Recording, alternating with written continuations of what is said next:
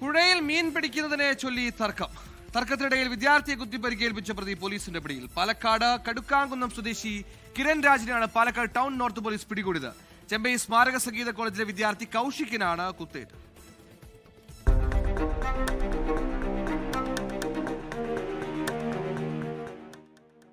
ശനിയാഴ്ച വൈകിട്ട് 7ഓടെയായിരുന്നു സംഭവം. മലമ്പുഴ മുക്കൈപ്പുഴയിൽ മീൻ പിടിച്ചുകൊണ്ടിരിക്കുന്ന പ്രദേശവാസിയായ കിരണും ചെമ്പൈ സംഗീത കോളേജ് വിദ്യാർത്ഥികളുമായി ചൂണ്ട ഉപയോഗിച്ച് മീൻ പിടിക്കുന്നതിനെ ചൊല്ലി തർക്കമുണ്ടായി. വാക്കുതർക്കം ഒടുവിൽ കത്തിക്കുത്തിൽ കലാശിക്കുകയായിരുന്നു.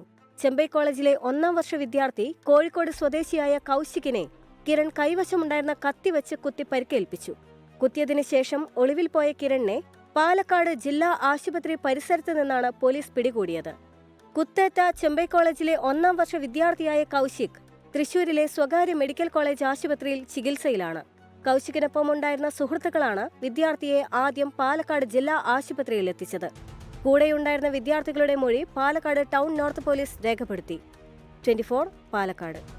ലോകത്തെവിടെയായാലും ഏത് സമയത്തും 24 വാർത്തകളും ഓഗ്മെന്റഡ് റിയാലിറ്റി പാക്കേജുകളും എക്സ്പ്ലെയിനറുകളും വിശദമായി കാണാൻ ഞങ്ങളുടെ യൂട്യൂബ് ചാനൽ നിങ്ങൾക്ക് സബ്സ്ക്രൈബ് ചെയ്യാം.